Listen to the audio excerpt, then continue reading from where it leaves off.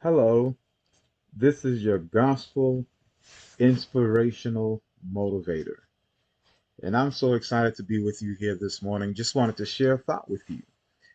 And so, when you look at the story of David, and we all know the story, it's a well known story, David and Goliath. This is a story that we have heard about since cradle roll. Yes, and they've even made a song about this wonderful and amazing story about a little boy who went off and was used by God to defeat a giant in his day. Well, there is something about this story that I find truly amazing and something that just came up as I was looking at it, and I thought I would share it with you. Remember, David is now on the battlefield. He's the giant for 40 days had been coming out. Saul, who was king of Israel at the time, was scared, shaking in his boots. His men were afraid every single day for 40 days. Uh, Coming by, hey, who will come out and fight me? But nobody was brave enough. And here comes this little boy named David.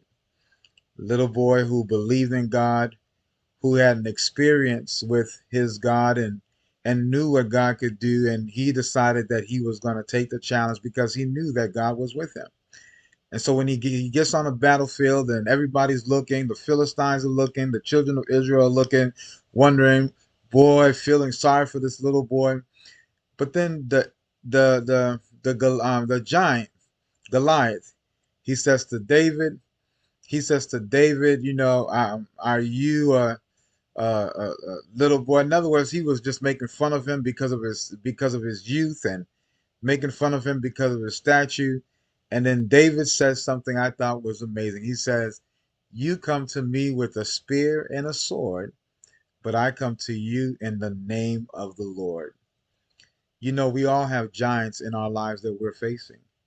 And sometimes these giants, they seem to be so insurmountable that there's really nothing that you and I can do. Some of them have us shaking in our boots even before we get going in our day.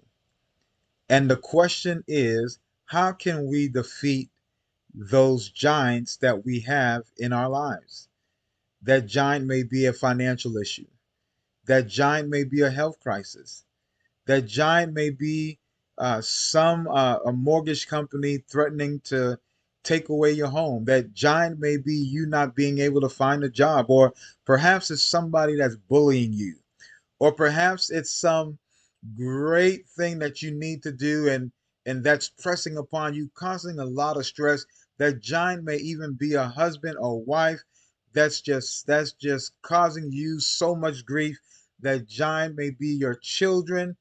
That giant may be something that's just bringing a large amount of stress in your life, and for days, yea, for years, you've been dealing with it. And how do we get past those giants?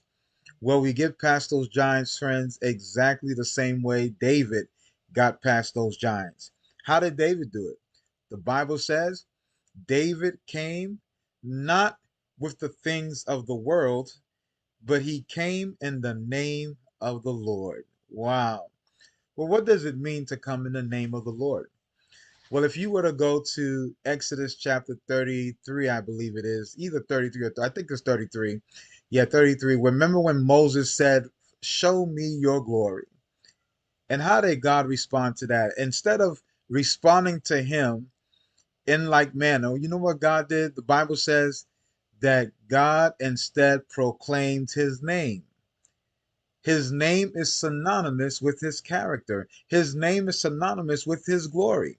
And so when David went in the name of the Lord, he was going in the character of the Lord.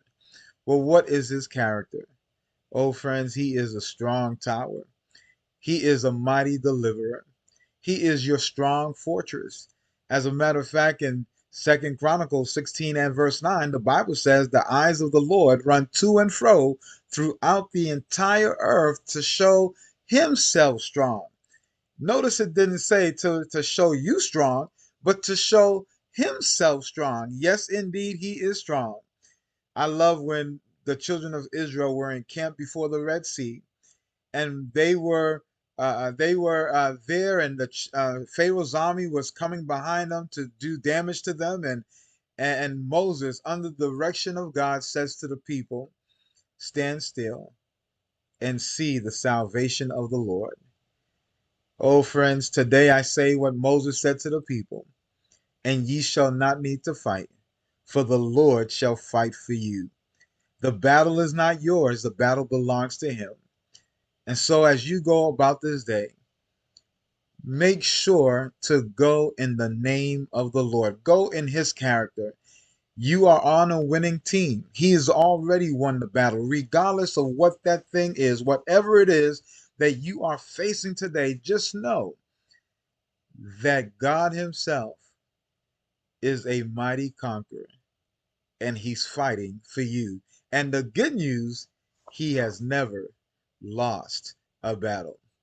My brothers and sisters, have a wonderful day, and know that the victory has already been won.